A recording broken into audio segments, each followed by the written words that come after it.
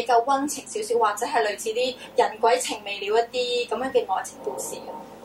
如果你問呢樣嘢咧，我都講過啦，喺怪談嘅電影同怪談節目裏頭咧，其實唔係淨係靈異嘅嘢，亦都有好多好感性嘅嘢。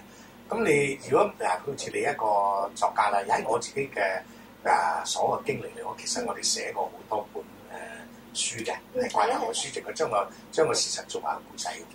咁亦都有一啲好似你講咧，之後有一樣嘢咧，就話我好記得我去拍一個叫做馬路哈圖嘅，喺個賭場。咁其實幾有意義嘅嗰個。咁賭場咧，我去嘅時間咧，佢哋唔講我聽咩事啊。咁俾啲錄影帶俾我睇啦。咁你知賭場係好隱蔽，唔會俾人睇㗎嘛。咁我梗係知道有嘢啦。咁我亦睇到咧係有靈界喺度。咁我只係問佢我係咪喺呢個地方呢度呢啲成日輸錢或者成日有啲咩問題咧？佢話你點知啊咁樣？咁我當然啦，因為我睇到有靈體嘅嘢喺度啊嘛。咁然後先至發覺後來人有個故事嘅。個故事咧就係一個男仔咧，佢就儲啲錢，咁啊結婚㗎啦。咁為咗結婚唔夠錢，就去賭場賭。咁啊賭咗之後咧，輸晒啲錢，咁啊唔使結婚㗎嘛。咁於是咧就自殺喺個賭場嗰度食啲嘢就事實死咗。咁當然賭場冚咗呢件事啦。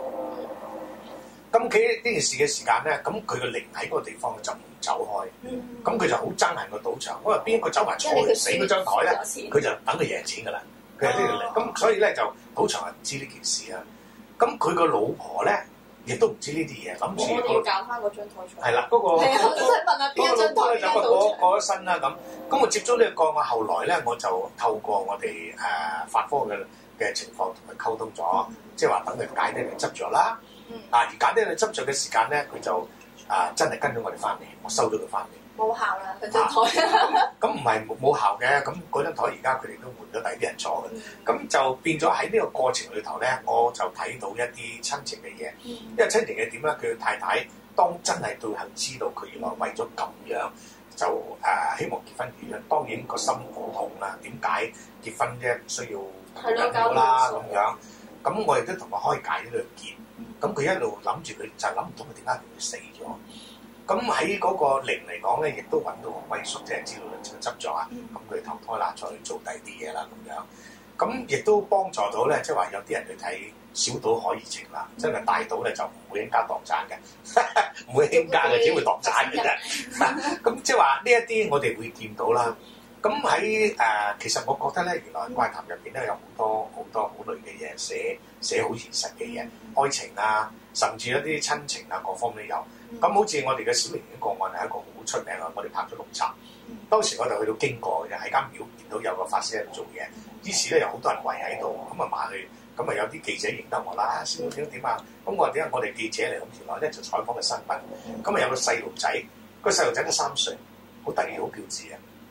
就俾佢媽媽嘅男朋友殺咗，殺咗之後咧就將佢斬開幾嚿，斬開幾嚿咧仲驚住咩咧？就燒咗佢喎。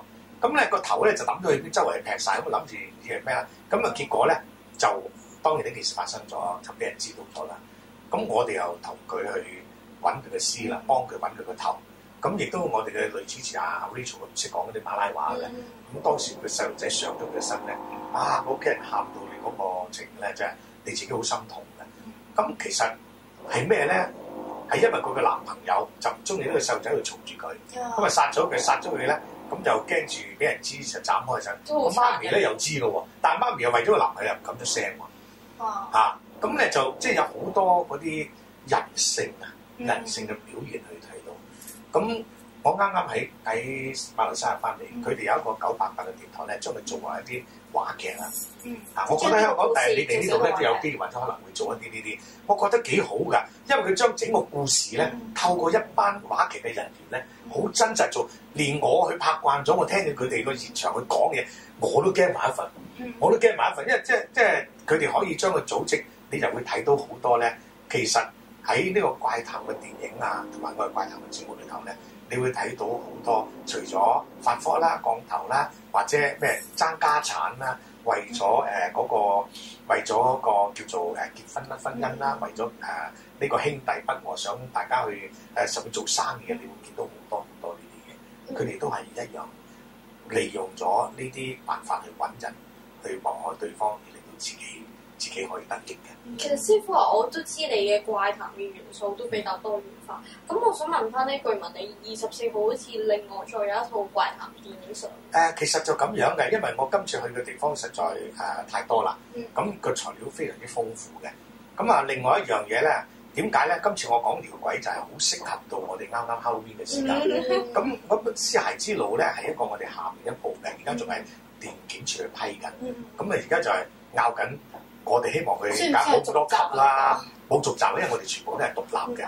咁啊，而家電檢處我哋希望佢交保俾我哋咁殘酷㗎啦，係咪？咁而家都係喺度爭吵住呢一樣嘢。咁嗰個咧就係講死屍啦，對死屍嘅睇法係點樣？係咪講天葬嗰類？到時去睇下先。有賣關子。不過嚟講咧，即係話會好獨立去睇到屍體另外嘅嘢係點嘅。咁佢大家都獨立嘅，只不過喺呢個時間咧就我哋冇辦法啦去做，因為我哋做咗好多年，已經準備咗。其實喺2年前我哋已經準備呢個功夫啦。師傅你帶埋我去啦，我唔驚，我睇天葬都唔驚。好啊，佢講啊，唔係我真係因為我真係睇過天葬嘅。但係嗰邊係佢都驚嘅喎。如果你帶我去，我會成為第2個假期咯。有所有咁不停驚。好，一定有機會。其實我歡迎每一個人咧，去參與咧，用一個我哋好挑人角度，用一個去研究去睇嘅角度，咁好真實去俾你睇，你就會表現到真實嘅嘢。我上次去睇天葬係報咗一個特平嘅雲南旅行團，咁佢有啲咁有個乜公園啦，咁我以為公園都係賞花、賞月、賞唔知賞乜嘅啫。咁跟住又點知去到睇天葬嗰下就真係好核突啫！即係唔係冇乜嘢嘅？你個人你會覺得你3日嘅飯錢會慳翻咯。即係如果要減肥，我要睇。我聽佢講天葬，但我連天葬係咩我都唔知。天葬係直頭，譬如係有咗山啦，咁啲人譬如覺得就會整啲木喺度啊，撐住咗，咁放條屍喺度，連埋我唔記得咗有冇棺材，好似冇嘅，我睇過嗰陣晾咗喺嗰度，之後就有啲烏鴉食咯。但係佢哋有啲木嘅，但係佢哋唔係話棺材咁硬淨嘅。因為佢哋喺嗰個地方咧，佢哋有一個傳統就點嘅，就感覺死咗之後咧，呢個臭皮囊能夠喺度歸天咁，俾嗰啲禿鷹啊或者嗰啲食咗咧，可以帶咗佢另外一個先可以永生。所以佢哋喺嗰個地方度係好流行啊，根本就係一個好大。只不過我哋個人嚟睇咧，就好難去忍受呢樣嘢。而家佢亦都係一個地方性嘅禁物嘅啫。其實唔俾你去拍啊去食，有我哋都係偷偷嘅啫。係咪？所以如果太平嘅旅行團就唔好報啦，佢會帶你睇天葬嗰啲。師傅啊，其實我頭先都講過啦，我自己就學西方嗰邊嘅巫術同埋西藥魔法比較多啲。咁我哋嗰啲咧就比較簡單啲嘅，即係點下蠟燭啊，搽下啲油，咁純粹係佢個願增強翻自己嗰方面嘅願望。咁但係據聞啲東南亞巫術好誇張，又攞支針拮下人，又唔知點咁。喺今次上嚟講咧，我哋去好多個地方咧，就好似今次我哋廟會啦嚇，咁我哋都去一個地方度咧，就係點樣咧？喺越南嗰度嘅，咁我哋見到一啲好古老嘅祭祀嘅方式。其實越南政府已經禁止越南。你雖然睇佢係一個共產國家，但係佢喺宗教係好自由嘅，好自由嘅。咁所以上嚟講咧，我哋去參與咗啱啱佢有一個咁嘅祈福嘅聚會，於是我哋去。原來佢仲係做緊一啲叫做血祭嘅，所以血祭係點樣咧？血祭即係話以前咧，我哋好古代嘅時間咧，我哋起橋起等啊，或者起啲咩樓啊，或者起咩大嘅，佢要揾啲細路啲嘅屍體放落去生葬嘅。咁佢哋而家冇呢樣嘢啦，當然人命啊嘛唔得啦。於是佢哋揾咗一啲方法咧，就係佢哋用動物嚟啦，咁啊用畜生啊，畜生用牛用豬啦。哇！當佢哋一刀斬落個牛同個豬個頭跌咗出嚟嘅時間咧，嗰啲血咧就好似水喉咁樣飆出嚟。